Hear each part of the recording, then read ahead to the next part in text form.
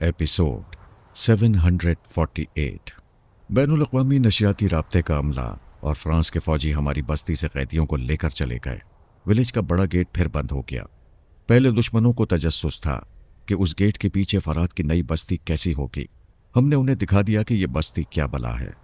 वो चांद सितारों पर पहुंच सकते हैं, लेकिन फराद विलेज में कदम नहीं रख सकते। सोनिया ने कहा, हमें अपना चैलेंज पूरा करना है। मैंने पूछा, तुम चाहती क्या हो? हमने मेरीना से वादा किया था कि उसके मुल्क को नुकसान नहीं पहुंचाएंगे, लेकिन मेरीना ने अपनी खुद गरजियों से हमें बहुत मायूस किया है। वो अपने रास्ते पर चलती है, लिहाजा हम भी अपने रास्ते पर चलेंगे। इस बार ट्रांसफार्मर मशीन को तबाह किया जाएगा। मैंने कहा, वो दूसरी बना लेंगे। वो एक नहीं दर्जनों बना सकते हैं, लेकिन हर मशीन पर करोड़ों डॉलर खर्च होते हैं। एक तो उनकी मेहनत और रकम पर बात होगी, दूसरी ये दहशत रहेगी कि हम उनके तमाम खुफिया अड्डों में लाख पहरेदारों के बावजूद पहुंच सकते हैं। मैं तुम्हें बता चुका हूं कि मिशिगन झील वाले अड्डे में एक मक्खी भी उड़कर नहीं जा सकती। क्या तुमने वहां तक पहुंचने का रास्ता सोचा है? एक बार अली तैमूर से इस सिलसिले में बात हुई थी। वो इलेक्ट्रॉनिक और साइंसी तजुर्बात करता रहता है। मुझे उसका एक मंसूबा बहुत पसंद आया था। उससे रब्ता करो और कहो कि उसकी मम्मा ने ट्रांसफार्मर मशीन वाले मंसूबे को ओके कर दिया है। मैंने अली को मुखातिब किया, कोड वर्ड्स अदा किए, फिर कहा, हेलो बेटे, कैसा वक्त गुजर रहा है? बहुत अच्छा। आप जानते हैं मैं कभी बेकार नहीं बैठता। कभी लाइब्रेरी में पढ़ता हूँ और कभी लेबोरेटरी में तजुर्बात करता रहता हूँ। बाबा साहिब के इदारे की लाइब्रेरी और लेबोरेटरी का सारी दुनिया में जवाब नहीं है। सानी क्या कर रही है? मेरे साथ मसरूफ़ रहती है, गैर मामूली तौर पर ज़हीन है। लेबोरेटरी के किसी भी अमली तजुर्बे में मुझसे पीछे नहीं रहती। तुमने ट्रांसफार्मर मशीन की तबाही के सिलसिले में अपनी मम्मा के सामने कोई मंसूबा पेश किया था? पापा, इस बात को एक अरसा गुजर चुका है। तुम्हारी मम्मा ने इस मंसूबे को ओके कर दिया है। सच पापा? बिल्कुल सच। मिशिगन झील की तरफ जब चाहो परवास कर सकते हो। थैंक यू पापा। मैं मम्मा को किस करना चाहता हूँ। मैं हंसता हुआ दिमागी तौर पर हाजिर हो गया। सोनिया ने पूछा, क्यों हंस रहे हो? अली बहुत खुश है, तुम्हें किस करना चाहता है। वो मुस्कुराकर कहने लगी, जब सामना होगा तो कर लेगा। सुरगई अल्पा ने बहुत बड़ा कारनामा अंजाम दिया था। टेलीपैथी जानने वाले एवान रास्का को ट्रैप करके मॉस्को ले आई थी। उसे बड़ी राजदारी से कोमा में रखा गया था और डॉक्टर वगैरह उसके ब्रेन ऑपरेशन की तैयारियां कर रहे थे। मास्कमैन ने खुश होकर पूछा, सुरगई, तुम इनाम की हकदार हो। बोलो क्या चाहती हो? जो मांगोगी वो मिलेगा। वो मुस्कुराकर कहने लगी, मुझे क्या मांगना चाहिए? मैं टेलीपैथी के जरिए जितनी दौलत चाहूं हासिल कर सकती हूं। अपनी सलाहियतों के बाइस मुझे इज्जत मिल रही है। मैं लड़की हूं, मगर शहजोरों से ज्यादा शहजोर हूं, यानी मेरे पास ताकत भी है। मेरी पुश्त पर इतने बड़े मुल्क की फौज भी है। जिसके पास कुछ नहीं होता वो मांगते हैं। मेरे पास सब कुछ है, फिर क्या मांगूं? हाँ, दुरुस्त कहती हो। सब कुछ हो तो मांगने की जरूरत नहीं रहती, लेकिन तुम्हारे पास एक कमी है। भला क्या कमी है? तुम्हारा कोई जीवन साथी नहीं है।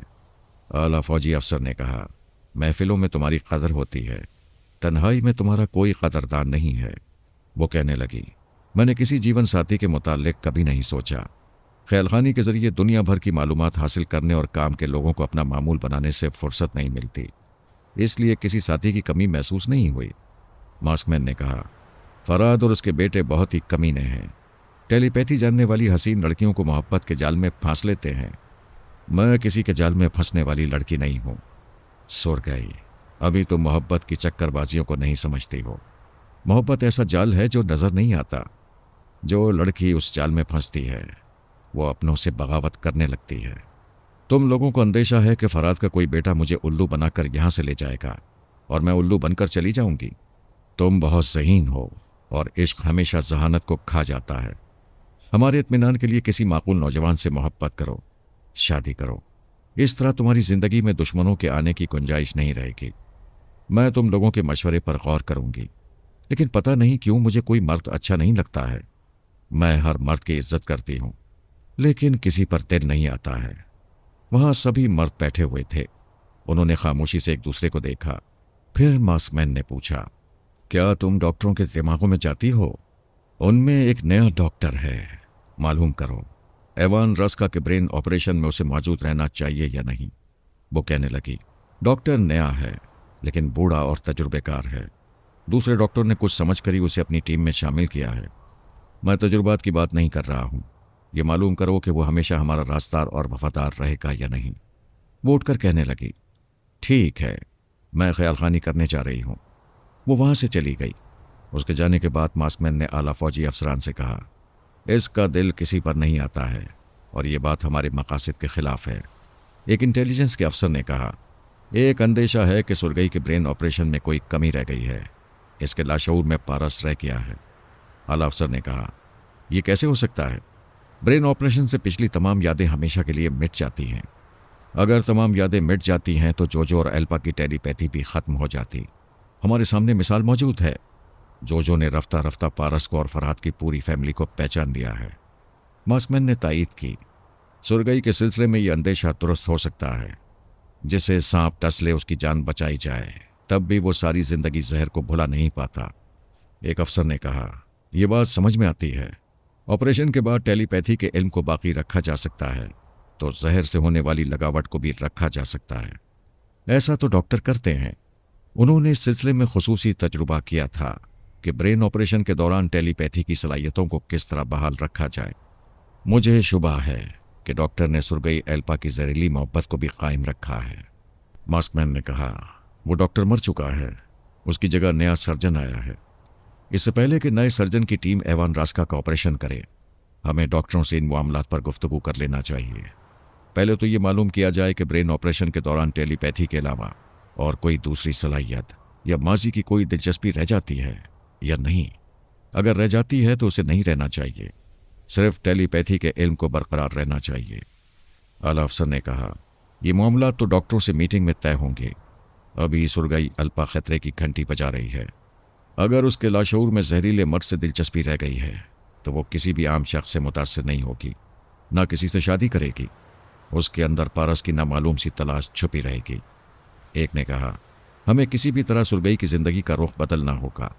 اس کی شادی جلد سے جلد کر دی جائے، ایک شوہر کی محبت مل جائے، 2-4 بچے ہو جائیں تو عشق ٹھنڈا پڑ جائے گا۔ دوسرے نے اعتراض کیا، عشق ٹھنڈا پڑ سکتا ہے لیکن جس چیز کی محرومی ہو تو اس کی طلب بڑھاپے تک اور موت تک باقی رہتی ہے۔ پارس اسے بڑھاپے میں بھی ملے گا تو وہ زہریلا تعلق بحال کر لے گی۔ ہو سکتا ہے کہ اس کی خاطر وہ شوہر اور بچوں کو بھی چھوڑ دے، اور پارس تو ضرور اسے ہم سب سے چھڑا دے گا۔ موجودہ مسئلے کا حل شادی نہیں ہے، لیکن علاج ناممکن نہیں ہے۔ اس سلسلے میں ڈاکٹر بہترین مشورہ دیں گے، ہمیں ان سے کنسلٹ کرنا چاہیے۔ اعلیٰ افسر نے کہا، میرا خیال ہے ڈاکٹر اسے توجہ سے اٹینڈ کریں تو اس کے اندر سے زہریلے محبوب کی جستجو ختم ہو جائے گی۔ اسی وقت ٹیلی فون کے ذریعے اطلاع ملی کہ بین الاقوامی نشریاتی رابطہ رکھنے والا ادارہ فرحات ولیج کا لائیو پروگرام نشر کر رہا ہے۔ ایک افسر نے لپک کر ٹی وی کو آن کیا۔ سرگئی کو بھی دوسرے کمرے سے بلا لیا گیا۔ وہ سب آنکھیں پھاڑ پھاڑ کر اسکرین کو دیکھنے لگے کیونکہ وہ پہلی بار فرحات ولیج کا کچھ حصہ اندر سے دیکھ رہے تھے۔ ماسکمین نے انٹرکام کے ذریعے نائب سے پوچھا، کیا فرحات ولیج کی ویڈیو ریکارڈنگ ہو رہی ہے؟ یس سر، ریکارڈنگ جاری ہے۔ وہ توجہ سے دیکھ رہے تھے۔ فرحات ولیج پر جو حملہ ہوا تھا، اس حملے کے الزام سے بڑا ملک اور تنظیم والے انکار کر رہے تھے۔ اسکرین پر سونیا اور فرحات کا چیلنج بھی پیش کیا گیا اور مارشل ڈی مورا نے اس چیلنج کو اہمیت نہیں دی تھی۔ فرحات ولیج کا لائیو پروگرام ختم ہونے کے بعد ماسکمین نے کہا، یہ بڑے ملک اور تنظیم والوں کی مشترکہ شرارت ہے۔ تنظیم والوں نے ہوائی حملے کے لیے 4 تیارے دیے اور بڑے ملک نے زمینی گوریلے بھیج دیے۔ اعلیٰ فوجی افسر نے کہا، تنظیم والا وزیر خارجہ کا بیان احمقانہ ہے۔ فرحات انہیں الزام دے رہا ہے کہ جب اس کے 2 طیارے مار گرائے ہیں، مارشل ڈی مورا کی بھی ہٹ دھرمی ہے، جبکہ اس کے 2 طیارے مار گرائے گئے ہیں۔ مارشل ڈی مورا کی بھی ہٹ دھرمی ہے۔ گرفتار ہونے والے بلا شبہ بڑے ملک سے ہیں اور وہ جان لموڈا کے خلاف بیان دے رہے ہیں۔ سرمئی نے کہا، ہم بھی فرحات ولیج پر حملہ کرنے والے تھے۔ ہمیں اس پہلو سے دیکھنا چاہیے کہ انہوں نے کس قدر ٹھوس اور جامع منصوبے کے مطابق حملے کیے تھے۔ پھر بھی سونیا اور فرحات سلامت ہیں۔ ایک نے کہا، ناکامی کا مطلب ہے منصوبے میں کوئی کمی رہ گئی تھی یا عمل کرنے والوں سے غلطی ہوئی ہے۔ سرگئی ایلپا نے کہا، کسی سے کوئی غلطی نہیں ہوئی، انہوں نے زبردست منصوبہ بنایا تھا اور بڑی کامیابی سے حملے بھی کیے تھے۔ کیا ہمیشہ تقدیر فرحات کا ساتھ دیتی ہے؟ یہی سوچنا غلط ہے۔ تقدیر تب ساتھ دیتی ہے جب تدبیر مکمل ہو۔ ذرا اس پہلو سے غور کرو کہ وہ بستی سونیا نے تعمیر کرائی ہے، وہاں ہوائی حملہ ہوا، بمباری ہوئی، لیکن ولیج کا ہر شخص محفوظ رہا۔ کھانے پینے کی چیزوں کو کتنی ہوشیاری اور جدید طریقوں سے چیک کیا جاتا ہے۔ زہریلا پانی کسی کے حلق تک پہنچنے سے پہلے ہی چیک کر لیا گیا۔ وہاں کی دیواروں اور دروازوں پر نادیدہ بجلی کے تار لگے ہوئے ہیں۔ اس ولیج کے اطراف 10 میل کے ایریا میں کسی کو قدم رکھنے کی اجازت نہیں ہے۔ سونیا، فرات اور وہ ولیج کی سلامتی صرف دانشمندانہ احتیاطی تدابیر کی مرہون منت ہے۔ سونیا نے واقعی ایک مضبوط اور ناقابل شکست قلعہ تعمیر کرایا ہے۔ تم لوگ مجھے مجبور کر رہے تھے کہ میں بھی تمہارے منصوبوں پر عمل کرتے ہوئے سونیا اور فرات کی موت کا کارنامہ انجام دوں۔ میں اندر سے مطمئن نہیں تھی۔ میرا دل کہتا تھا کہ سونیا موم کی مورت نہیں ہے، وہ بازی پلٹ دے گی۔ واقعی ہم سوچ بھی نہیں سکتے تھے کہ ولیج اندر سے اس قدر مضبوط ہوگا۔ دوسرے نے کہا، فرات بہت چالاک ہے، اس نے ہوائی حملہ کرنے دیا اور دشمنوں کو رنگے ہاتھوں دنیا والوں کے سامنے پیش کر دیا۔ تیسرے نے کہا، وہ ضرور بڑے ملک سے $50 لاکھ وصول کرے گا اور جرمانے کے علاوہ انہیں زبردست نقصان بھی پہنچائے گا۔ سرگئی ایلپا نے کہا، دوسروں کے ٹھوکر کھانے سے ہمیں سبق حاصل کرنا چاہیے۔ اگر ہم فرات ولیج میں ناکام ہوتے تو سونیا اور فرات ہم سے اسی طرح جرمانہ وصول کرتے اور ہمارے ملک میں تباہی مچانے کی دھمکیاں دیتے۔ کیا تمہیں یہ گوارا ہے کہ فرات کی فیملی انتقامی کارروائی کے بہانے ہمارے ملک میں قدم رکھے؟ ماسک مین نے کہا، ہرگز نہیں۔ ابتدا سے ہماری پالیسی یہی رہی ہے کہ ہم فرات سے کھل کر دشمنی نہ کریں۔ سرگئی نے کہا، اور ماضی کے واقعات گواہ ہیں کہ فرات دشمنوں کی بو سونگھ لیتا ہے۔ بے شک، مگر ہم موقع دیکھ کر کام کرتے ہیں۔ ہم نے جوجو کو ایسے وقت اغوا کیا تھا جب فرات کی موت کا یقین دلایا گیا تھا۔ اب بھی سونیا اور فرات کو ایک محدود ولیج میں موجود پا کر ذہن یہی کہتا ہے کہ بس یہی موقع ہے۔ یہ کھلی دنیا میں نکل جائیں گے تو پھر ہاتھ نہیں آئیں گے۔ اب ذہن کیا کہتا ہے؟ ماسک مین نے سخت لہجے میں کہا، سرگئی، تم طنزیہ لہجے میں بول رہی ہو؟ کیا اپنے بڑوں کی غلطیوں پر بولنا گویا طنز کرنا ہے؟ ہم نے کوئی غلطی نہیں کی ہے۔ اگر میں تم لوگوں کے منصوبوں پر عمل کرنے سے انکار نہ کرتی تو غلطی ہو چکی تھی۔ اسے تسلیم کرو کہ میں نے تمہیں ایک بہت بڑی غلطی سے بچا لیا ہے۔ تمہاری عمر ہی کیا ہے جو مجھ جیسے تجربے کار کو غلطیوں سے بچاؤ گی؟ وہ کہنے لگی، عمر انسان کی ہوتی ہے، ذہانت کی نہیں ہوتی۔ بعض اوقات ذہین بچے نادان بوڑھوں کی غلطیوں کی نشاندہی کرتے ہیں۔ تم مجھے نادان بوڑھا کہہ رہی ہو؟ فوج کے اعلیٰ افسر نے کہا۔ ماسک مین، غصہ تھوک دو، بحث نہ کرو، جو بات درست ہے اسے تسلیم کر لو۔ سرگئی روز اول سے کہہ رہی ہے کہ ہمارے منصوبوں میں کمزوریاں ہیں۔ ماسک مین نے کہا، ٹھیک ہے، انسان سے غلطیاں ہوتی ہیں، لیکن گفتگو کے وقت بڑے چھوٹوں کا لحاظ کیا جاتا ہے۔ اعلیٰ افسر نے کہا، اہم مسائل کا حل تلاش کرتے وقت کوئی بڑا چھوٹا عہدیدار نہیں ہوتا۔ اگر ہم کسی کو چھوٹا سمجھ کر نظر انداز کریں گے تو اس کے بہترین مشوروں سے محروم ہو جائیں گے۔ ماسک مین خاموش رہا، وہ اپنی انسلٹ محسوس کر رہا تھا۔ اعلیٰ افسر نے پوچھا، سرگئی، کیا تم نے نئے ڈاکٹر کے خیالات پڑھے؟ جی ہاں، وہ ہمارا وفادار ہے، محب وطن ہے اور ایوان راسکا کا برین آپریشن کر کے اپنی بہترین صلاحیتوں کا مظاہرہ کرنا چاہتا ہے۔ اس نے ڈاکٹروں کی ٹیم میں کچھ تبدیلیاں کی ہیں۔ ان اسسٹنٹ ڈاکٹروں اور نرسوں پر بھی نظر رکھو، ان کے متعلق معلومات حاصل کرو اور ان سب کے چور خیالات پڑھتی رہو۔ اب تم جا کر آرام کرو۔ وہ اٹھ کر چلی گئی۔ اس کے جانے کے بعد ان ڈاکٹروں کو بلایا گیا جو ایوان راسکا کا برین آپریشن کرنے والے تھے۔ ماسک مین نے اعلیٰ افسر سے کہا، میں مانتا ہوں ہم سب فرات ولیج آپریشن کا منصوبہ بنا کر غلطی کر رہے تھے اور سرگئی شروع ہی سے منصوبے کو غلط کہہ رہی تھی۔ پھر بھی ہمیں اس کے سامنے اپنی غلطیوں کا اعتراف نہیں کرنا چاہیے۔ وہ ابھی سے سر چڑھ کر بہت بولنے لگی ہے۔ وہ بہت نہیں بولتی، صرف کام کرتی ہے اور کام کی بات بولتی ہے۔ تم خواہ اس کے پیچھے نہ پڑو۔ ایک بات اچھی طرح سمجھ لو، تم سے اور ہم سے زیادہ سرگئی اہم ہے۔ میری جگہ کوئی دوسرا چیف آف آرمی اور تمہاری جگہ کوئی دوسرا ماسک مین آ جائے گا، لیکن سرگئی کی جگہ کوئی دوسری ٹیلی پیتھی جاننے والی ہمیں نہیں ملے گی۔ دوسرے فوجی افسر نے کہا، ٹیلی پیتھی کے ہتھیار کے سامنے ہم فوجیوں کے جدید ترین ہتھیار کم تر ہیں۔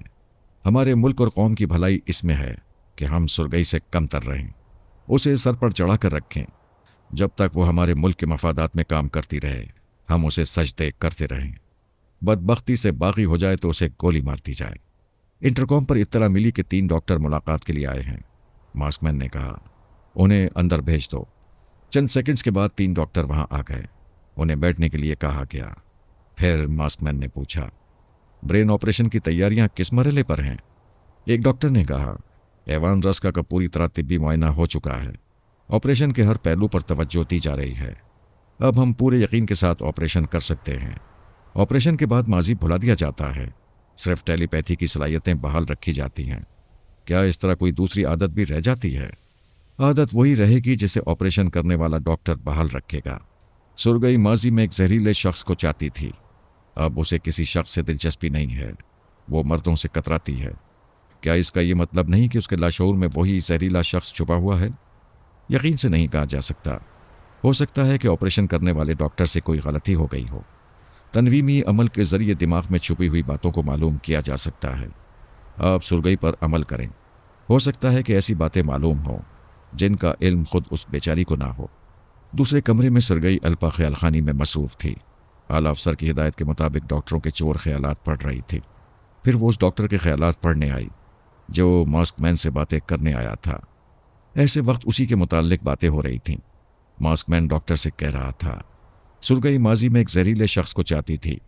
क्या उसके लाशऊर में वही जहरीला शख्स छुपा हुआ है? इस बात ने सुरगई अल्पा को चौंका दिया। क्या मैं किसी शख्स को इस कदर चाहती थी कि वो आज भी मेरे लाशऊर में छुपा हुआ है? कौन है वो? उसने फौरन ही डॉक्टर की जबान से कहा, कोई ज़रूरी नहीं है कि आज वो मर्दों से दिलचस्पी नहीं ले रही है तो आइंदा भी ना ले। क्या सुरगई उसे दिलो जान से चाहती थी? आला अफसर ने कहा, दिलो जान से औरत उस वक्त चाहती है जब मर्द उसके हवास पर छा जाता है। पारस का जहरीला प्यार भी उसे मदहोश करता रहा होगा। पारस के नाम से दिल धड़क गया। अगर वो आला अफसर पारस का नाम न लेता तब भी वो जहरीले महबूब को अब पहचान लेती, क्योंकि उसका तमाम रिकॉर्ड पढ़ चुकी थी और रिकॉर्ड में उसके जहरीले होने की तफसील मौजूद थी। पहले उसने अपनी पिछली जिंदगी के मुताल्लिक संजीदगी से नहीं सोचा था। उसे बताया गया था कि वो एक हादसे में बुरी तरह जख्मी हो गई थी। उस हादसे में उसकी याददाश्त गुम हो गई है, सिर्फ टेलीपैथी का इल्म याद रह गया है। उसके मुख्तसर से हालात ये थे कि उसने बचपन से सरकारी यतीम खाने में परवरिश पाई थी। सरकार ने उसे तालीम दी थी और बड़ी मेहनतों से उसे टेलीपैथी का इल्म सिखाया था। चूंकि उसका कोई रिश्तेदार नहीं था, इसलिए वो आज भी तन्हा रहती थी। ये भेद आज खुला कि रिश्तेदार हो या ना हो, उसके जिस्म जान का मालिक पारस था। वो समझती थी कि आज तक किसी ने उसे हाथ नहीं लगाया है। आज पता चला वो पारस के हाथों से गुजर चुकी है। इस हद तक गुजर चुकी है कि उसने अपना जहर उसकी रग रग में भर दिया है।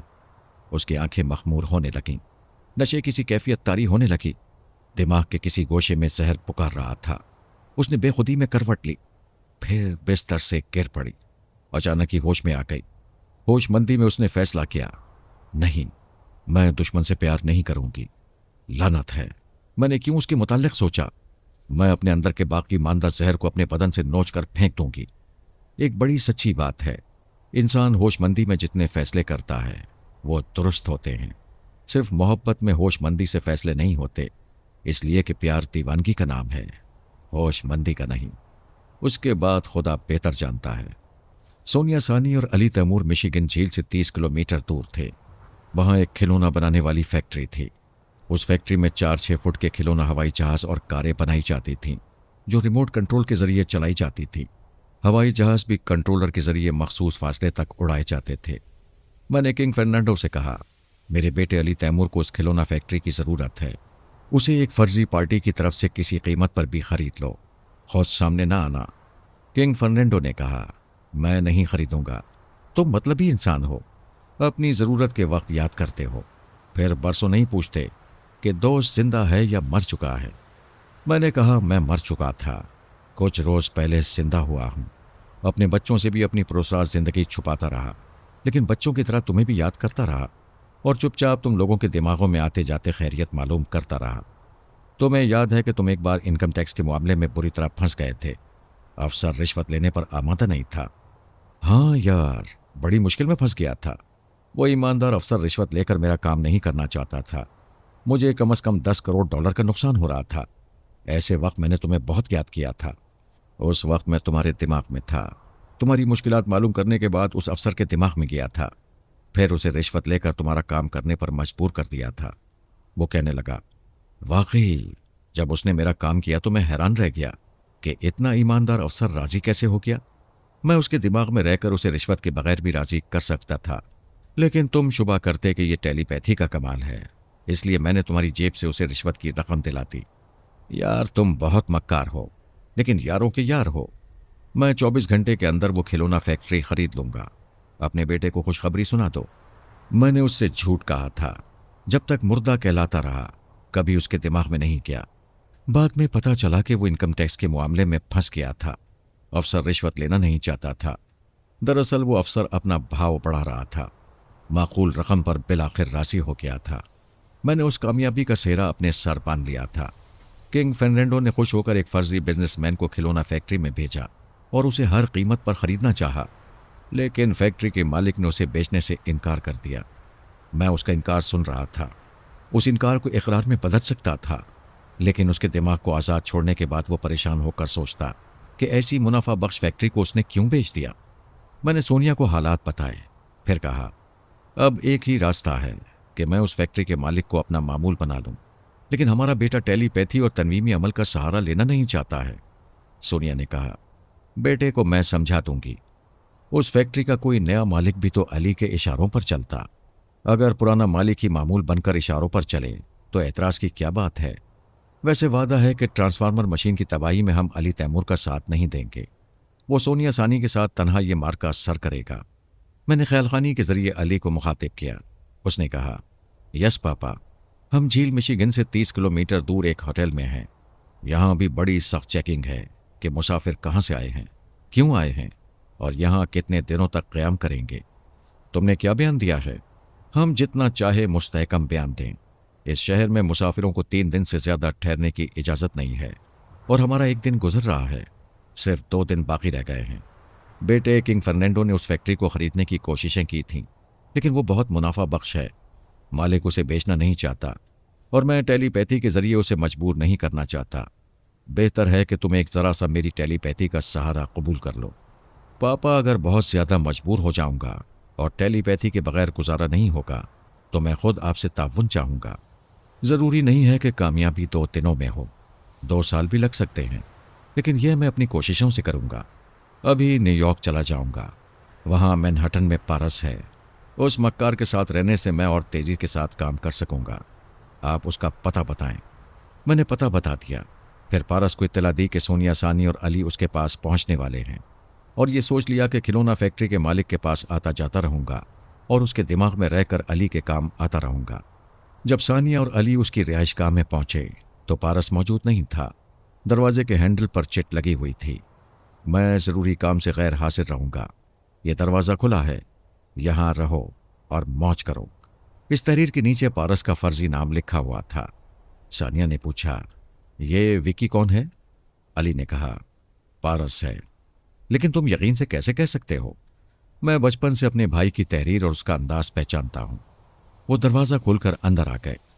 اس رہائش گاہ کے ہر حصے کو اچھی طرح گھوم کر دیکھا۔ یہ ان کی عادت تھی کہ کسی بھی اجنبی جگہ کو پہلے اچھی طرح دیکھ لیتے تھے تاکہ برے وقت میں وہ جگہ انجانی نہ رہے۔ وہاں سے مطمئن ہو کر علی غسل کرنے کے لیے واش روم میں چلا گیا۔ ثانیہ دوسرے بیڈ روم میں آ کر اپنی اٹیچی سے لباس نکالنے لگی۔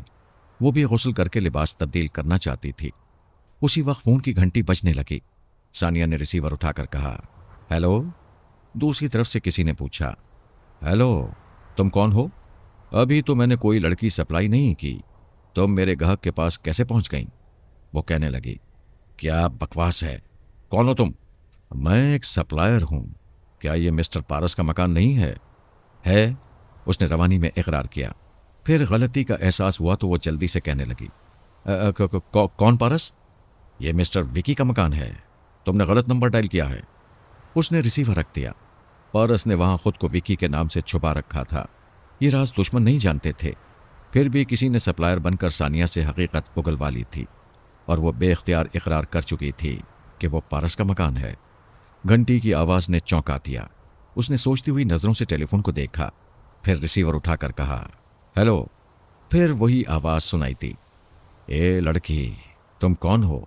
بڑی آسانی سے رانگ نمبر کہہ کر لائن کاٹ دی۔ تم جسے وکی کہتی ہو وہ ہمارے پارس صاحب ہیں، میں ان کا خاص آدمی ہوں۔ सिर्फ मैं ही साहिब के लिए रोज एक नई लड़की सप्लाई करता हूं। मुझे सच सच बताओ, तुम्हें किसी सप्लायर ने भेजा है? मैं तुम्हारा मुंह तोड़ दूंगी। मैं कोई बाजारी लड़की तो नहीं हूं। बाजारी नहीं हो यानी कि प्राइवेट हो, गधे के बच्चे। अगर तुम सामने होते तो मैं तुम्हारा सर तोड़ देती। तुम और मेरा सर तोड़ोगी? मैं अभी आ रहा हूं। मेरा धंधा चौपट करने वाली कोई लड़की इस शहर में नहीं रहेगी। सानिया ने रिसीवर रख दिया। तेजी से चलती हुई इस बेडरूम से निकलकर दूसरे बेडरूम में आई। फिर वॉशरूम के दरवाजे पर दस्तक देते हुए कहने लगी, मेरी आवाज सुन रहे हो? अंदर शावर से पानी के गिरने की आवाजें आ रही थीं। फिर वो आवाजें बंद हो गईं। अली ने पूछा, क्या बात है? वो तुम्हारा भाई अय्याश है, बदमाश है। अरे आखिर हुआ क्या? अभी किसी सप्लायर ने फोन किया था। वो जलील मुझे बाजारी समझ रहा था। अली हंसने लगा। वो कहने लगी, तुम्हें पारस की गुमराही पर हंसी आ रही है? तो और क्या मैं रोना शुरू कर दूं? वो आ रहा है। कौन? पारस? नहीं, वो सप्लायर आ रहा है। आने तो अच्छी तरह उसकी पिटाई कर देना। मैं तो उसके हाथ पांव तोड़कर अस्पताल पहुंचा दूं, लेकिन यहां हमारा काम बिगड़ जाएगा। तुम्हें पारस को ऐसी गुमराही से बाज रखना चाहिए। तौबा तौबा, वो सप्लायर कह रहा था रोज एक लड़की यहां आती है। ये कितने शर्म की बात है। तुम चलो, मैं आ रहा हूं। वो दूसरे बेडरूम की तरफ जाने लगी। उसी वक्त कॉल बेल की आवाज सुनाई दी। वो ड्राइंग रूम में आई, फिर बैरूनी दरवाजे को खोल दिया। सामने एक उधेड़ उम्र का शख्स खड़ा हुआ था। वो जल्दी से अंदर आकर सानिया को सर से पांव तक देखने लगा। वो कहने लगी, कौन हो तुम? वो कहने लगा, मैंने आवाज से पहचान लिया है। अभी तुम ही फोन पर बोल रही थी। मैं बड़े गुस्से में आया था, लेकिन तुम्हारे जगमगाते हुए हुस्न को देखकर ठंडा पड़ गया हूं। बाय गॉड, क्या रूप है, क्या रंग है। तुम्हें देखकर जी चाहता है कि फिर किसी को ना देखूं, आंखें फोड़ लूं। मैं तुम्हारी आंखें फोड़ दूंगी। ये कहते ही उसने एक उल्टा हाथ रसीद किया। उसने जरा सा मुंह घुमाया, तमाचे से बच गया। फिर कहने लगा, शर्म नहीं आती? लड़की होकर हाथ चलाती हो। सानिया ने घूम कर किक मारी। उसकी लात हवा में घूमती हुई उसके हाथों में आ गई। वो पांव को सहलाते हुए कहने लगा, हाय कितने खूबसूरत पांव हैं। इन्हें मुंह पर नहीं पड़ना चाहिए, कलेजे पर रख कर चलना चाहिए। अली भी ड्राइंग रूम में आ गया था और ये तमाशा देख रहा था। उधर वो कह रहा था, लड़की, तुम जो कोई भी हो, तुमने फोन पर एतराफ किया है कि यह पारस का मकान है। मैं कोई सप्लायर नहीं हूं, इंटेलिजेंस का एक जासूस हूं। पारस को मेरे सामने लाओ। फिर उसने अली तैमूर को देखकर कहा, वेलकम मिस्टर पारस। अगरचे तुमने अपना चेहरा बदला हुआ है, लेकिन तुम्हारे पारस होने का सबूत यह है कि तुम्हारे साथ एक हसीना जरूर होती है। अली ने तुर्की जबान में सानिया से पूछा, क्या तुमने एतराफ किया था कि यह पारस का मकान है? वो कहने लगी, यह बहुत मक्कार है। इसने कुछ इस अंदाज में गुफ्तगू छेड़ी थी कि मैंने बेख्तियार एतराफ कर लिया था। जासूस ने रिवॉल्वर निकालकर कहा, ये तुम लोग कौन सी जबान बोल रहे हो? खबरदार, हमारी जबान बोलो। अली उसकी तरफ बढ़ने लगा। उसने धमकी दी, रुक जाओ वरना गोली मार दूंगा। ये लड़की शादी से पहले बेवा हो जाएगी। अली ने रिवॉल्वर एक तरफ हटाकर उसके एक कान को पकड़ लिया। फिर सानिया से कहा, इसने तुम्हारी जैसी हाजिर दिमाग लड़की से एतराफ करा लिया, फिर भी तुम पहचान न सकी? तुमने मास्टर वॉट्सो रॉकी के तरीक़ेकार के मुताबिक इस पर हमले किए। ये बच गया क्योंकि ये हमारे मास्टर का होनहार शागिर्द है और उनके हर दाव पेच का तोड़ जानता है। सानिया ने घूंसा दिखाकर कहा, तुम पारस मुझे उल्लू बना रहे थे। मैं तुम्हारा मुंह तोड़ दूंगी। अली ने कान छोड़ दिया। पारस ने सानिया के बिल्कुल सामने आकर कहा, मेरा मुंह तोड़ दो। देखो अली, ये कैसी बातें कर रहा है। अली ने कहा, ऐसी बातें नहीं करेगा। तुम अपने दावे के मुताबिक इसका मुंह तोड़ दो। सानिया ने घूंसा उठाया। पारस ने मुंह और आगे कर दिया। वो हंसने लगी। फिर उसकी गर्दन में बाहें डालकर कहने लगी, मैं तुम्हारे भाई की अमानत हूं। तुम्हें पता नहीं है कि मैं शरीफ बदमाश हूं। वो हंसते हुए बोली, ये शरीफ बदमाश क्या होता है? मैं बदमाशी बाद में करता हूं, पहले शराफत का सबूत देता हूं। उसने सानिया के चेहरे को दोनों हाथों में लिया, फिर उसकी पेशानी को चूम कर कहा, अब मैं एक चाल चलूंगा। अली को तुमसे दूर कर दूंगा, फिर तुम्हारे सामने ठंडी आहें भरता रहूंगा। सानिया ने उसे धक्का देकर अलग करते हुए कहा, एक बार धोखा खा गई, दूसरी बार ऐसा चक्कर दूंगी कि मेरे सामने कान पकड़ोगे, तौबा करोगे। अली को मुझसे दूर करने की बात ऐसे कह रहे हो जैसे अली नादान बच्चे हैं और तुम्हारी चाल में आ जाएंगे। अली ने कहा, सानिया क्यों इसके मुंह लग रही हो? क्या हो गया है तुम्हारी जहानत को?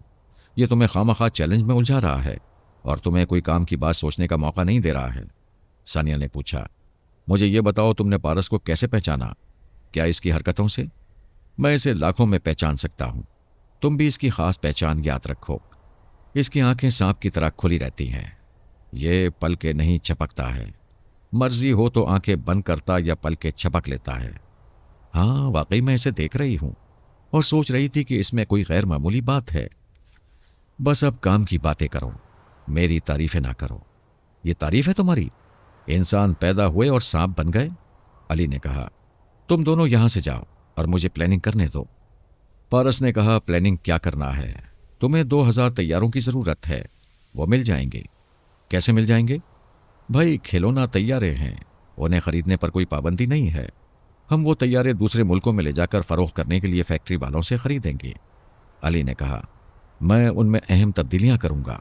उन तब्दीलियों के दौरान 2000 तैयारे कहाँ रखे जाएंगे? अंकल फर्नांडो ने एक मुनाफा बख्श कंपनी खरीदने की कोशिश की थी, जबकि वो वाली फैक्ट्री आसानी से खरीदी जा सकती है। मिशिगन झील से 25 मील के फासले पर एक ऐसी दवालिया फैक्ट्री है जो खाली पड़ी रहती है। ये हुई काम की बात। वो फैक्ट्री खरीद ली जाए तो हम बड़ी सहूलतों से खिलौना तैयारों में तब्दीलियां कर सकते हैं। पारस ने फ़ोन पर लैला से रब्ता किया। लैला ने किंग फर्नांडो से वो फैक्ट्री खरीदने को कहा। 2 दिनों के अंदर उसे खरीद लिया गया। बाबा साहिब के दायरे से ताल्लुक़ रखने वाले जितने लोग थे, उन्हें फैक्ट्री के मजदूरों की हैसियत से बुला लिया गया ताकि इंक्वायरी करने वालों को इत्मीनान हो कि एक नई फैक्ट्री इब्तदाई मराहिल से गुजर रही है। फैक्ट्री में अली, पारस और सानिया मसरूफ़ रहते थे। जो तैयारे खरीदे जा रहे थे, उनकी क़ुव्वत परवास इतनी बढ़ाई जा रही थी कि वो 25 मील तक आसानी से परवास कर सकें, और उसमें ऐसे खुफिया कैमरे नस्ब किए जा रहे थे जो फैक्ट्री में रहने वालों को टीवी स्क्रीन पर ये मंजर दिखाते थे कि वो कहाँ कहाँ से परवास कर रहे हैं। अली और पारस अच्छे खासे इंजीनियर थे। सानिया ने भी अली के साथ रहकर बहुत कुछ सीख लिया था। हर काम में मुस्तैदी और हुनरमंदी से उसका हाथ बटा रही थी। पहले उन्होंने आजमाइश के तौर पर रात की तारीकी में एक तैयारे को परवास कराया। उसकी परवास के दौरान में कंप्यूटर बताता रहा कि वो कितने किलोमीटर जा रहा है, और कैमरे के जरिए स्क्रीन पर कभी अंधेरा और कभी दूर दराज की रोशनियां नजर आती रहीं। बड़ी हद तक कामयाबी हुई। जो थोड़ी बहुत खामियां रह गई थीं, उसे दूर करने में कुछ रोज लग गए। मजमूई तौर पर इस काम में 1 माह लग गया। एक रात वो 3 बड़े ट्रक में तैयारे लेकर निकले। उनकी मदद के लिए बाबा साहिब के इदारे के लोग मौजूद थे। हर एक ने 100 तैयारों की परवास को काबू में रखने के लिए बड़ा रिमोट कंट्रोलर हाथ में लिया हुआ था। कंट्रोलर में हर एक के लिए एक मखसूस बटन था। बटन को दबाने से तैयारा पुख्ता ज़मीन या सड़क पर दौड़ता हुआ फ़ज़ा में बुलंद होकर परवास करता था। अली और पारस ने कई दिन पहले अपने लोगों को समझा दिया था कि वो किस समझ जाएगा और किस इलाके से अपने तैयारे उड़ाएगा। तयशुदा प्रोग्राम के मुताबिक सब एक दूसरे से अलग हो गए।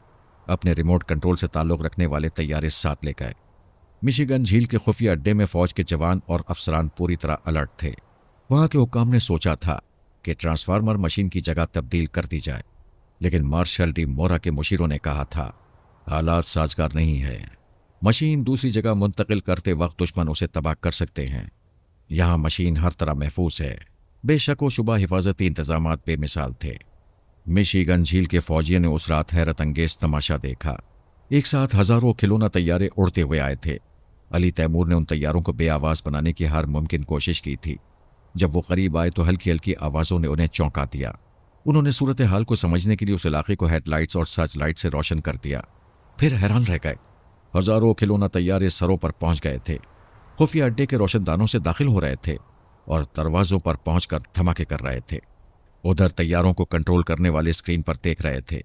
जब एक तैयारा दरवाजे पर पहुंचा तो बटन दबाकर उसे रोक दिया गया।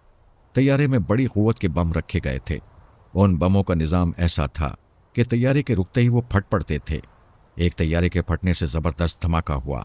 दरवाज़ा टूट गया। खुफिया अड्डे के अंदर जाने का रास्ता खुल गया। कई तैयारे अंदर जाने लगे। तमाम फौजी तजब्जुब में रहे कि क्या करें और क्या ना करें। तैयारों को मार गिराने का मतलब ये होता कि उनके अंदर रखे हुए बम फटकर दूर तक तबाही फैलाते थे, लेकिन वो बेआवाज़ होने की वजह से करीब आ गए थे। स्क्रीन पर ट्रांसफार्मर मशीन नजर आ रही थी। तैयारे उस मशीन के नीचे और अंदर घुसकर फट रहे थे और उसके पुर्जे पुर्जे कर रहे थे। फिर उन पुर्जों के पुर्जे करते जा रहे थे। उस मशीन की हिफाजत करने वाली फौज दूर भाग रही थी। हमला कुछ इस अंदाज से किया गया था कि अब मशीन को बचाने का कोई चांस नहीं रहा था, सिर्फ अपनी जानें बचाई जा सकती थीं। इसलिए वो भाग रहे थे और दूर जाकर तैयारों पर फायर कर रहे थे। उन तैयारों में कोई पायलट नहीं था, वो खिलौना थे। एक गुड़िया बड़ी मासूम होती है, हमारी मासूम बेटियां उनसे खेलती हैं, लेकिन उसी गुड़िया में एक बम रख दिया जाए तो फिर वो खिलौना नहीं रहती, मौत बन जाती है। मौत तो किसी बहाने से भी आ सकती है, खिलौनों के बहाने से भी चली आती है। ये अकल का खेल है। अली तैमूर ने दुश्मनों को खिलौना तैयारों से समझा दिया कि जहानत और हिकमत अमली क्या होती है। वो होती है जो किसी किसी के हिस्से में आती है। मिशिगन झील का मंजर कुछ यूं हो गया था जैसे खूबसूरत दीदा जेब और महंगे लिबास के चीथड़े उड़ा दिए गए हों, या बहुत ही बुलंदोबाला इमारत को इस तरह खंडर बना दिया गया हो कि उसकी एक ईंट भी सलामत न रही हो। बिल्कुल वही नक्शा मिशिगन झील का हो गया था। कोई उस जगह को अब झील के हवाले से पहचान नहीं सकता था। वहां की फजा में कई हेलीकॉप्टर प्रवास कर रहे थे। फौजी गाड़ियों की आमद और रफ्त का सिलसिला खत्म नहीं हो रहा था।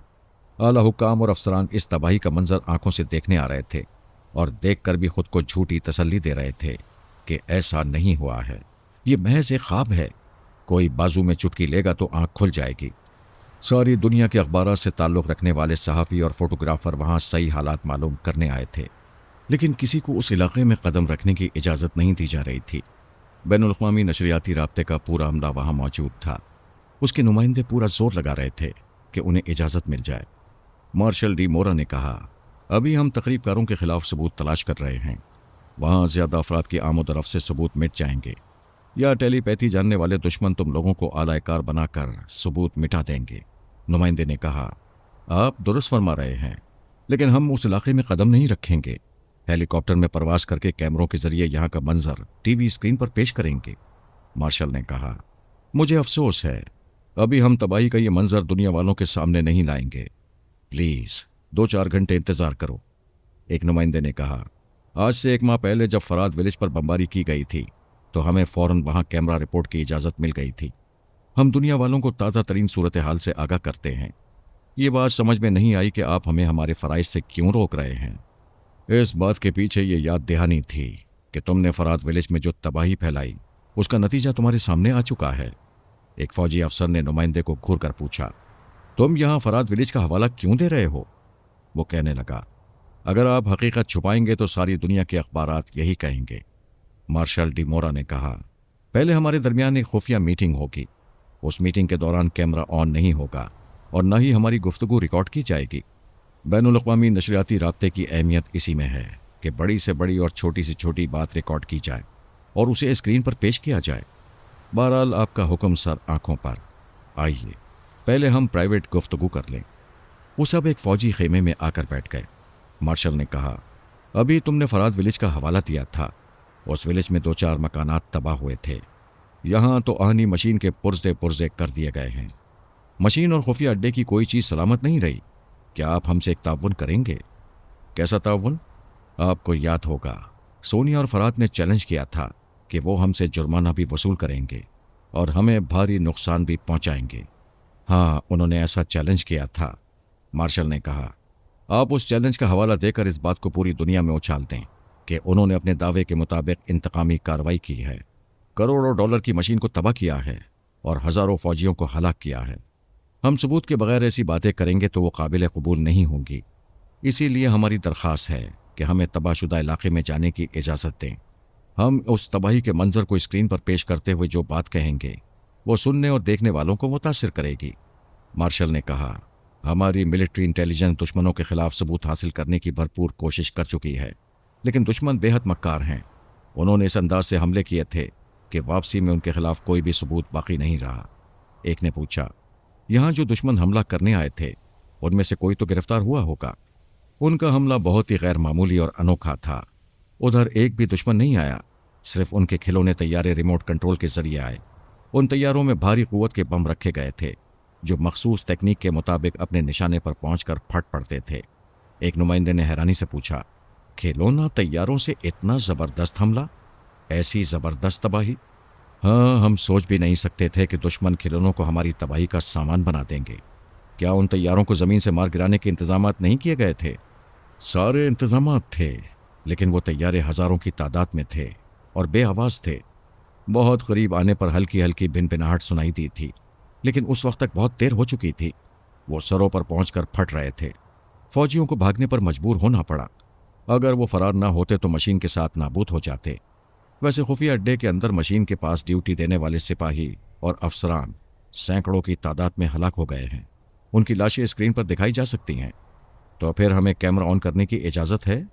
ذرا صبر کریں، ہمارا ایک اہم اجلاس منعقد ہو رہا ہے، میں وہاں جا رہا ہوں۔ اجلاس میں جو فیصلہ ہوگا اس کے مطابق آپ لوگوں کو رپورٹنگ کی اجازت دی جائے گی۔ ہم تازہ ترین معاملات کو باسی رپورٹ نہیں بناتے ہیں۔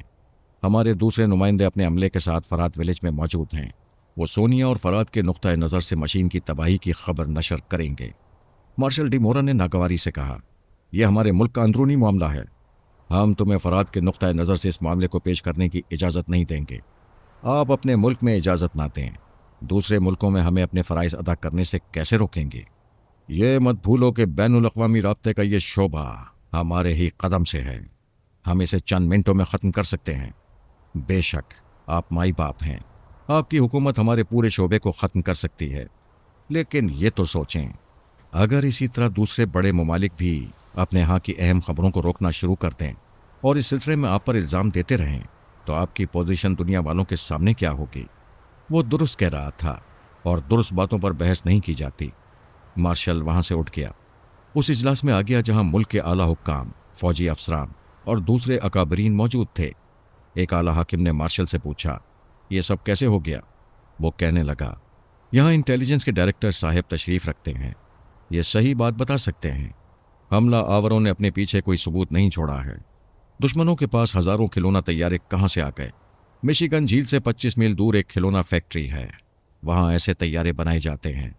ہم سوچ بھی نہیں سکتے تھے کہ وہ کھلونوں کو دوسری جنگ عظیم کے طیاروں سے زیادہ خطرناک اور بھیانک بنا دیں گے۔ انہوں نے وہ جنگ لڑی جس کے متعلق ہم کبھی سوچ بھی نہیں سکتے تھے۔ انہوں نے جس چالاکی سے ہمیں اتنا بڑا نقصان پہنچایا ہے اس کی مثال نہیں مل سکتی۔ جس انداز میں دشمنی کی گئی ہے اس کے نتیجے میں ہم کسی کو الزام نہیں دے سکتے۔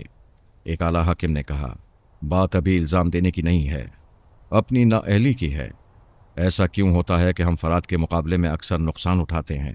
دوسرے حاکم نے کہا، اس نے 1 ماہ پہلے چیلنج کیا تھا، آج یہ صورتحال ہمارے سامنے ہے۔ اگر آپ اس کے چیلنج کے پیش نظر یہاں کے حفاظتی انتظامات پر نظر ثانی کرتے، اس کے ہر پہلو پر غور کرتے، تو کھلونا فیکٹری کی طرف بھی دھیان ضرور جاتا۔ تیسرے حاکم نے کہا، فرات اور اس کے بیٹے انسان ہیں، جو تدبیر ان کے دماغوں میں آ سکتی ہے وہ ہم اور آپ بھی سوچ سکتے تھے، لیکن اس لیے نہیں سوچتے کہ اپنے ناقص حفاظتی انتظامات سے بالکل مطمئن ہو جاتے ہیں۔ مارشل نے کہا، کوئی ضرورت نہیں ہے کہ ایک دوسرے کی حکمت عملی سمجھ میں آ جایا کرے، جو ہو چکا اس کی تمام ذمہ داری مجھ پر نہ رکھی جائے۔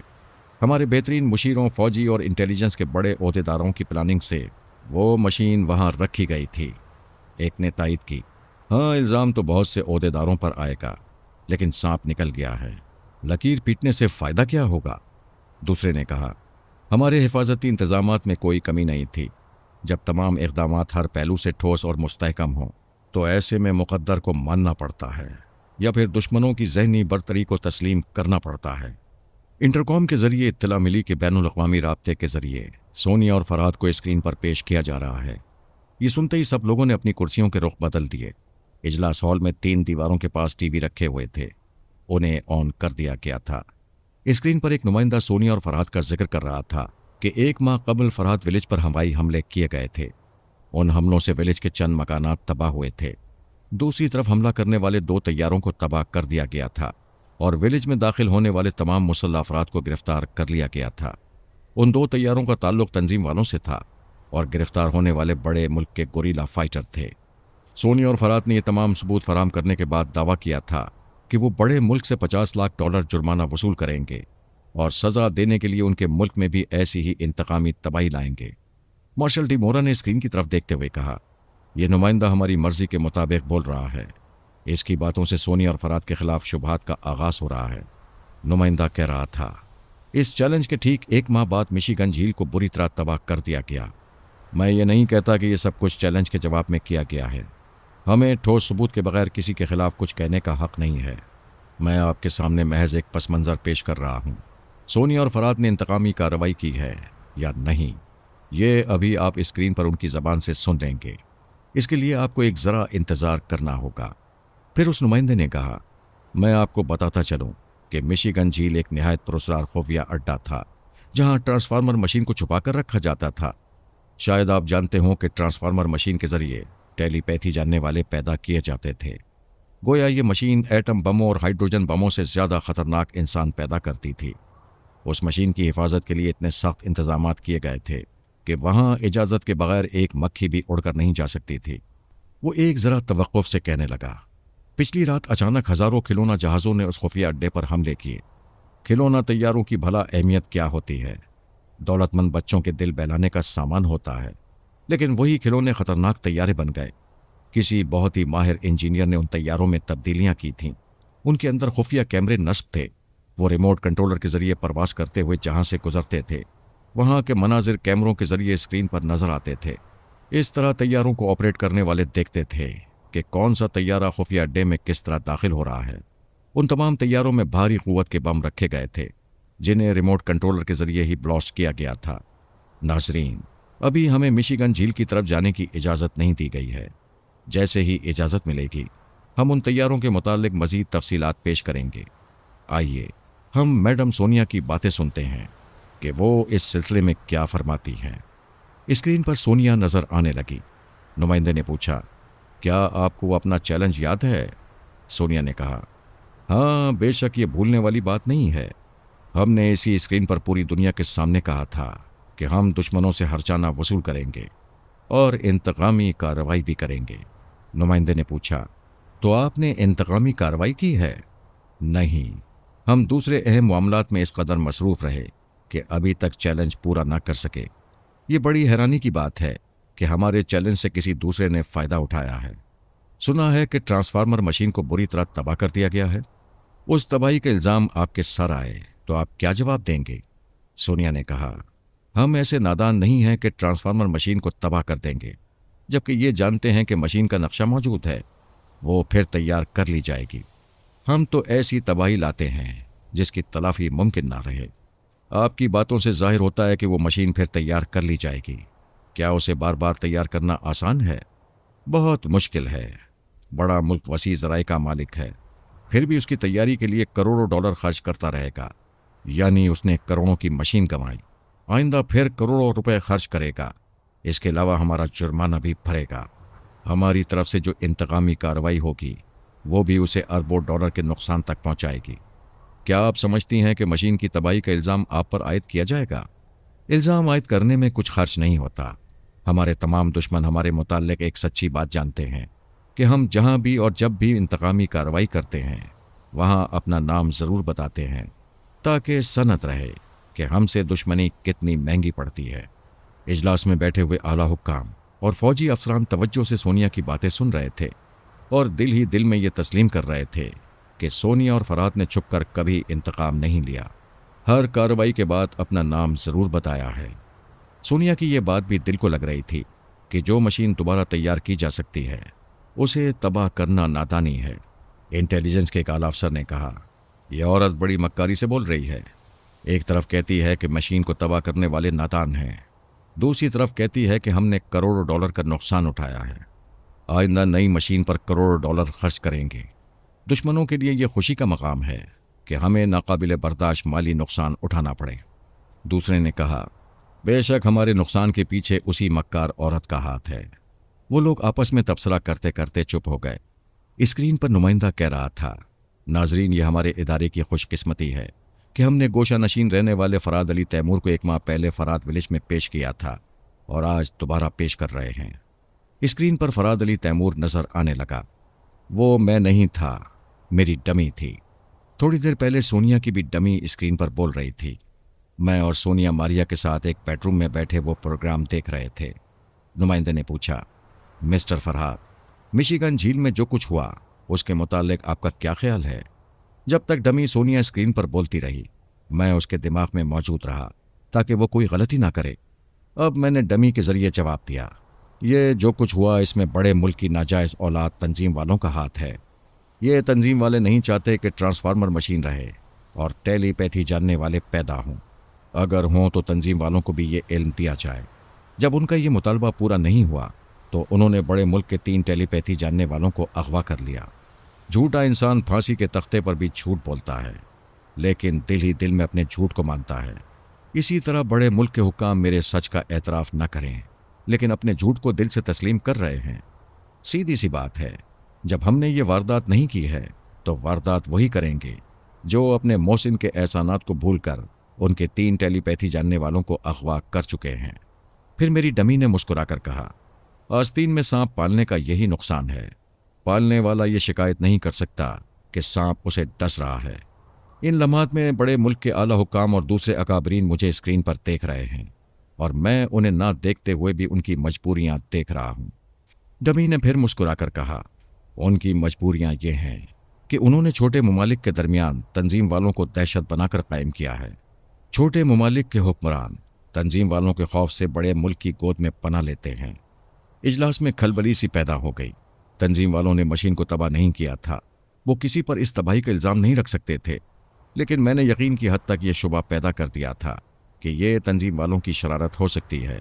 اگر انہوں نے اسے الزام نہ دیا تو یہ بات درست ہوگی کہ بڑا ملک تنظیم والوں کی بڑی سے بڑی خطائیں معاف کر دیتا ہے۔ اسکرین پر ڈمی نے کہا، میں نے ایک حق بات کہہ دی ہے، اب بڑے ملک کے حکام کو اس سلسلے میں زبان کھولنی چاہیے۔ اگر وہ مجرم کی طرف انگلی نہیں اٹھائیں گے اور خواہ مخواہ ہمارے پیچھے پڑ جائیں گے تو پھر ہمیں اپنی بے گناہی ثابت کرنے کے لیے خود ہی تنظیم والوں کو بے نقاب کرنا پڑے گا۔ پھر میں نے ڈمی کے ذریعے نمائندے سے کہا، آپ ہم سے سوالات کرتے جا رہے ہیں، ایک میرے سوال کا جواب دینا پسند کریں گے؟ جی جی بے شک، آپ سوال کریں۔ کوئی بھی سانحہ ہو یا واردات ہو، آپ اسے فوراً اسکرین پر پیش کر دیتے ہیں۔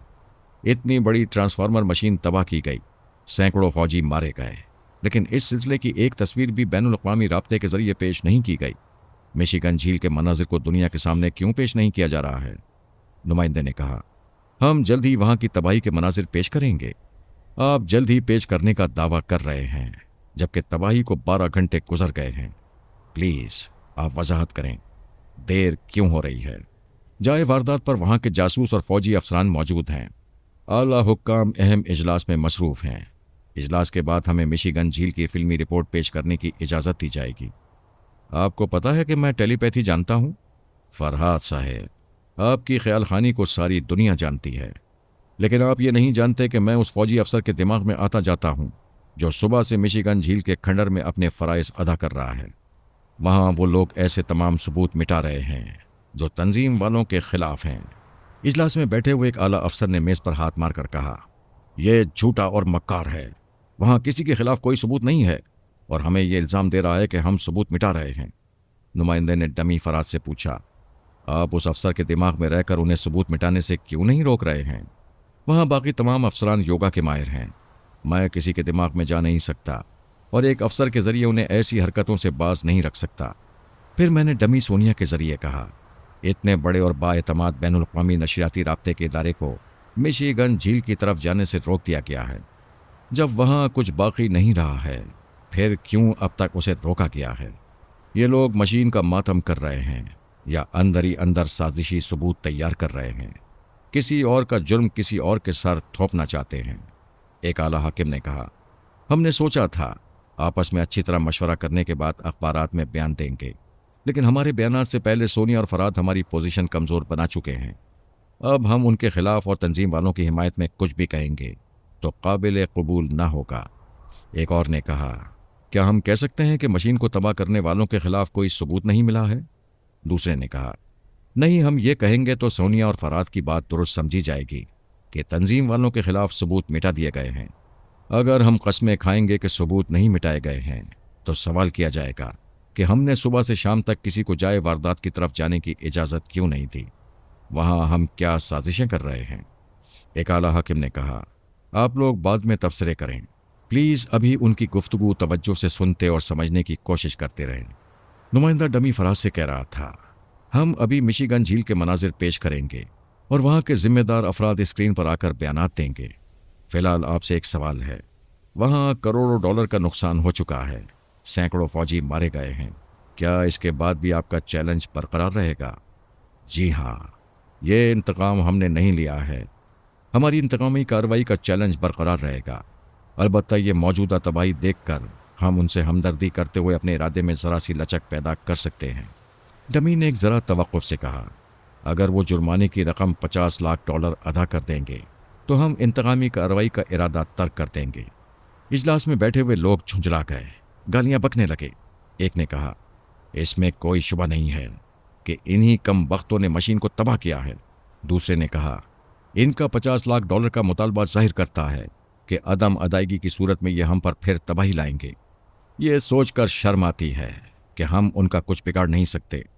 ہمیں ان کے خلاف کچھ ایسے حالات پیدا کرنے ہوں گے کہ ان کا جینا دو بھر ہو جائے، انہیں اس زمین پر کہیں سکون نہ ملے۔ وہ سونا چاہیں تو دہشت سے نیند اڑ جائے، وہ کھانا چاہیں تو ہر لقمہ پتھر لگے، وہ بھوکے پیاسے دن رات جاگتے جاگتے خود ہی مر جائیں۔ ہمیں پلان میکرز کی ایک ٹیم قائم کرنا چاہیے۔ یہ منصوبہ باز ایسی تدبیریں سوچیں گے جن پر عمل کرنے سے سونیا اور فرات کی زندگی موت سے بدتر لگے۔ ہاں، ایسا کچھ کرنا ہوگا۔ یہ لوگ گلے میں ہڈی کی طرح اٹک گئے ہیں، ایسی ہڈیوں کو نکالنا ہی ہوگا۔ مارشل نے کہا، ہم نے چند اہم منصوبے تیار کیے ہیں، اب اس پر کامیابی سے عمل کرنے کا جائزہ لیا جا رہا ہے۔ ایک نے پوچھا، وہ منصوبے کیا ہیں؟ سوری، اب ہم جو کچھ بھی کرنے والے ہیں اسے اتنی رازداری سے کریں گے کہ ہمارے ہی درمیان ایک کی بات دوسرے کو معلوم نہیں ہوگی۔ ایک اعلیٰ حاکم نے کہا، اب ہمیں اجلاس برخاست کرنا چاہیے۔ باہر بین الاقوامی نشریاتی رابطے کا عملہ ہمارا منتظر ہے۔ وہ سب اپنی جگہ سے اٹھ کر ہال سے باہر آنے لگے۔ باہر رات کے رپورٹرز اور فوٹوگرافرز کی بھیڑ لگی ہوئی تھی۔ سب ان حکام اور حکومت کے درمیان عہدیداروں کی طرف سے بڑھ رہے تھے، ان سے طرح طرح کے سوالات کرنے لگے۔ میں، سونیا اور ماریا اسکرین پر مارشل کو دیکھ رہے تھے۔ سونیا نے کہا، یہ مارشل ہمارے مقابلے میں زبردست بیان دے رہا ہے۔ اس نے یہ کہہ کر سارا جھگڑا ختم کر دیا ہے کہ انہوں نے خود مشین تباہ کی ہے۔ یہ جو دنیا کو دکھانے کے لیے دوستی کا ہاتھ بڑھا رہا ہے، اس کا منہ توڑ جواب اسے ملنا چاہیے۔ ادھر اسکرین پر مارشل ڈی مورا کہہ رہا تھا، ابھی مسٹر فرات نے دنیا والوں کے سامنے مشین کی تباہی پر ہم سے ہمدردی جتائی ہے اور اپنے کیے ہوئے چیلنج میں ایک ذرا لچک پیدا کرتے ہوئے کہا ہے کہ ہم جرمانے کے طور پر $50 لاکھ ادا کر دیں تو وہ انتقامی کارروائی نہیں کریں گے۔ ناظرین، ہمیں فرات کی ایسی ہی باتوں سے تکلیف پہنچتی ہے۔ جب ہم نے کوئی جرم نہیں کیا ہے تو کس بات کا جرمانہ ادا کریں؟ اگر فرات ضرورت مند ہے تو دوست بن کر کروڑوں ڈالر ہم سے قرض لے سکتا ہے۔ وہ ہمارے سامنے ہاتھ پھیلائے، ہم ابھی اسے $50 لاکھ دیں گے، لیکن جرمانے کے نام پر خواہ مجرم بن کر ایک دن کا بھی نہیں دیں گے۔ مارشل اتنا کہتے ہی اچانک زور سے چیخ مار کر اچھل پڑا، پھر فرش پر گر کر دونوں ہاتھوں سے سر کو تھام کر تڑپنے لگا، کہنے لگا، نہیں فرات نہیں، میرے دماغ میں زلزلہ پیدا نہ کرو۔ تم مجھے دماغی تکلیف میں مبتلا کر کے $50 لاکھ وصول نہیں کر سکو گے۔